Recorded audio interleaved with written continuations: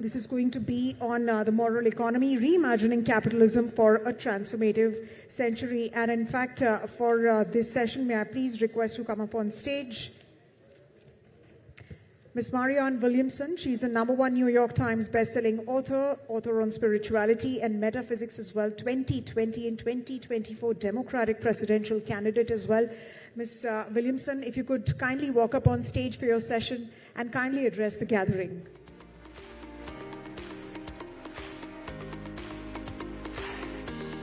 I don't see a clock.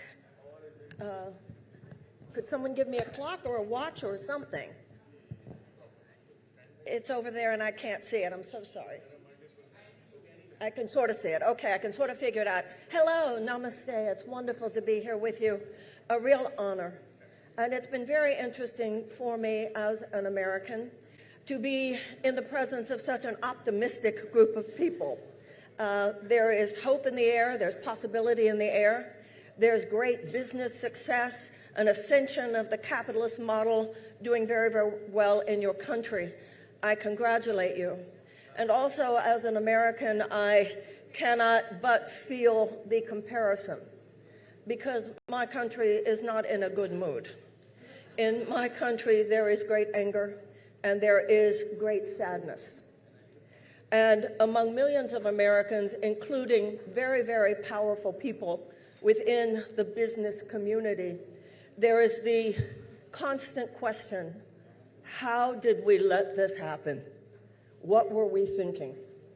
And what millions of people are coming to understand are the ways in which we were not thinking. We were not thinking about the whole. We were thinking about our lane. And business particularly, it can become very tempting to keep our eyes only on the charts, only on the data, only on the statistics, and only on the success that applies to our field. We were thinking in terms of short-term profit. People were thinking in terms of competition. People were thinking in terms of success that was very much a 20th century model. And we felt, as you feel, that we didn't have to worry about some of those other bigger questions because, for instance, we felt about Obama the way you feel about Modi, the excitement that was in the room last night. So some of the issues that we thought we didn't need to care about because, you know, those people have that handled. But in a democracy, there is never a guarantee that those people will remain in power. And what my country has learned to great sadness and even horror is that just making a lot of money is not enough to necessarily protect us. Having worldly, even capitalist success will not necessarily be enough to protect us from forces which might threaten. Now, the name of this conference is that this is a decade of disruption, and this is a decade of disruption. And I know from having talked to people here that because of your huge size, your huge power, and now your huge capitalist success on the ascension, there's a sense that you will be able to withstand whatever other worldly disruptions are occurring. I say to you as an American, we thought that too. And not only that, but we now see that many in the business community, not only in the business community, but in the entire society, should the disruptions continue the way they are now, and I know that everyone here realizes that that includes a great dissembling in the United States of America, then the powers that be in India will need to do more than just protect India. You will need to hold a space for what a powerful democracy can be in the century that unfolds ahead. And that will be a place of power not only for India, but for the entire world. The second part of the title of this conference is not only the decade of disruption, but the century of change. And I know that no one here needs to be reminded. We don't know yet what kind of change. For the world at large, indeed, it could go either way. Now, I'm not saying that the answers don't exist. I'm not saying that there isn't in India, in the United States, in Europe, in Africa, in Asia, everywhere. We have the answers. We have the ways to answer the tremendous challenges that lie before us. Those challenges, however, are too many for us to ignore, whether it has to do with climate change, whether it has to do with nuclear energy, whether it has to do with AI or anything else. Something happened in my country back in the 1980s in the state of Wyoming, where there was the largest conflagration of fires, forest fires, than had ever existed in our history. And what happened that summer was that there were a lot of smaller fires, and those smaller fires all fit the category of what was considered acceptable burn. Just let it burn. But that summer, in a way that completely changed how forest fire management is looked at now, there were too many stress points, there were too many fires otherwise considered acceptable burns happening too close together at the same time. There are things happening in the world. If it was only ethnic divisions, if it was only religious divisions, if it was only nuclear issues, if it was only threats to democracy, if it was only this or only that, we live in powerful nations, we can absorb it. Too many stress points are happening now. And capitalism should not just be a force that is about the accumulation of wealth. 100 years ago, we thought that. We thought, well, if there's enough economic wealth, more countries will become democratic, etc. We know now that that's not necessarily true. There are enough powerful, authoritarian, capitalist countries. And so we realize that ethical inquiry, when I say moral inquiry, I'm not talking about religious dictates. I'm not talking about who's Hindu, Muslim, Christian, Jew. That's not what I'm talking about. I'm talking about the universal questions of ethics, which means more than how much money is made, which means more than short-term profit, which begins in our own environments. Leadership in the 21st century is no longer going to be a top-down model, not if you want to be success in your companies and not if you want to be a successful nation and world. We're now talking about a shift in paradigm from ruthless competition to collaboration. I think some of the most inspiring commentary made about business at this conference that I have heard came from Queen Rania yesterday. And one of her lines was, just because you have the authority doesn't mean you have all the answers. When she talked about humility, let me tell you something. I come from a country being humbled right now. And in that humility, we are learning things. We are going through a moral reckoning that, oh, if only we had been thinking about these things 40 years ago. The top-down model of leadership is over. The issue that you can think about money and not talk about the well-being of your workers, those days are over. The well-being of the environment, those days are over. The well-being of animals, those days are over. And if the business sector takes unto itself the larger issues of ethical inquiry, there is no more powerful vortex of power than what is happening within business. When your prime minister sat here today with a great capitalist titan of your country, those are two equal vortexes of power in your country, just as they are equal vortexes of power in my country. And in this century ahead, take AI alone. Everybody knows this. Everything I'm saying, individuals are already thinking about these things. Individuals in this room are thinking about these things. We're having private conversations about these things. But every business, I believe, should have a division of ethical inquiry. Not with rules, not dictating how things have to be, but a space where the conversation can occur.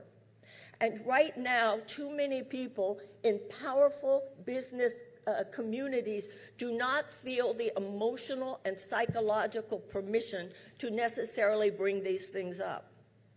And I'm particularly speaking to the women in the room, because often it is women in a business situation in powerful capitalist vortexes who are asking questions like, is this really the right thing for us to do? And might not feel permission to bring up the conversation the way it needs to be. And yet studies have been done that show when even one person will say, I agree with that, we should be having that conversation, then it opens up a space for answers. We can have answers. The genius exists on this planet to be able to handle all of the stress points that face humanity today, but first we must be willing to ask the questions. Yesterday I was on a panel at Bennett University with two of the speakers here. One was a gentleman named Kunal Dalal. He may or may not be in this room. He is an Indian who lives in the United States now. And one of the students at Bennett University asked, the conversation was about AI, and one of the students asked about the environmental destructiveness that is created by these data centers. This is an ethical question. We can't just go forward with AI not asking these deeper questions, not only about the environmental issues, but also about the human issues. No one in this room needs to be told. We understand the incredible positive potential of AI, but also thinking people know that this thing could get ahead of us. And I come from a country which has already demonstrated what happens when you allow your technological progress to outpace your moral progress. But the reason I mention this is because Kunal then talked about a conversation he had had with a very powerful player in the energy sector who had represented a very old model of how energy is to be exploited at the expense of people, at the expense of health, at the expense of the environment. And they had a conversation about new ways of doing technology so that we can absorb the greenhouse gases that occur. And so even though I cannot really see how I'm doing time-wise, I think I understand. I think my appeal to all of us is that we realize that none of us can afford at this time to be people who stay only in our lane. No sector, including business, can afford to think other people will handle this or other people will handle that. All of us must be thinking about our grandchildren.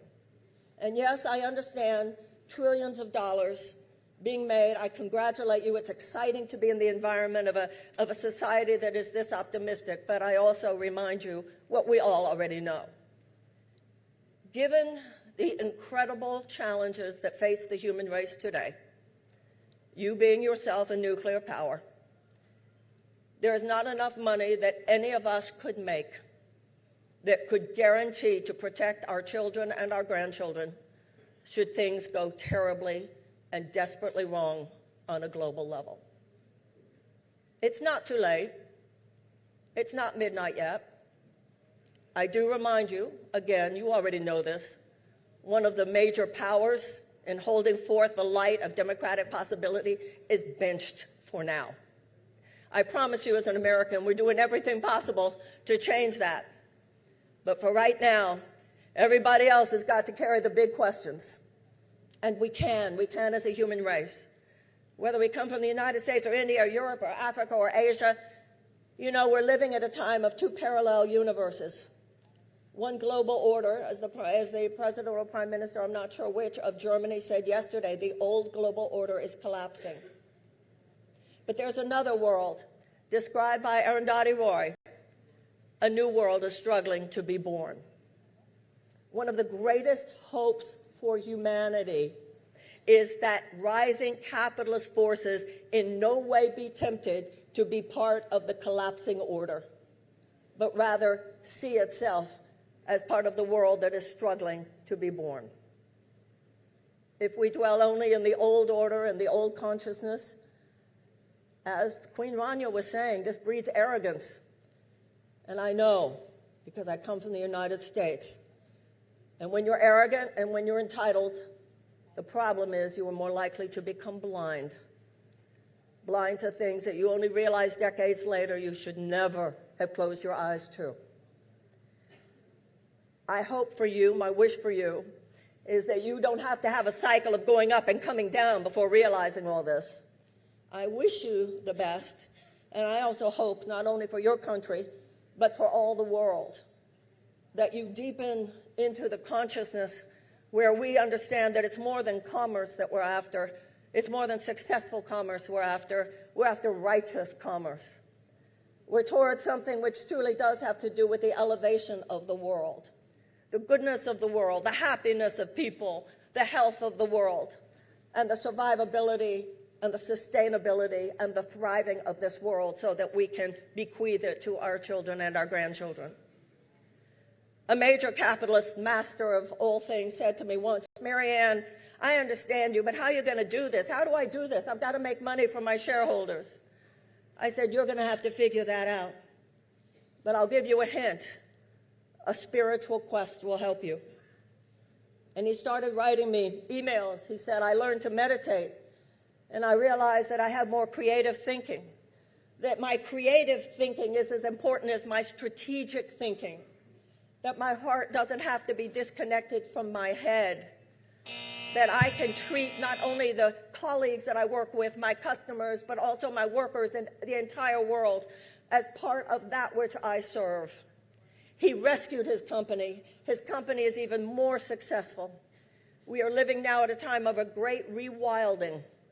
We're going back to our hearts and who we become, not only in politics, not only in business, not only in every other field, when we realize that a business is a living organism and that leadership involves relationship, changes your company, changes your country, and changes your world. God bless you. I wish you well. Thank you.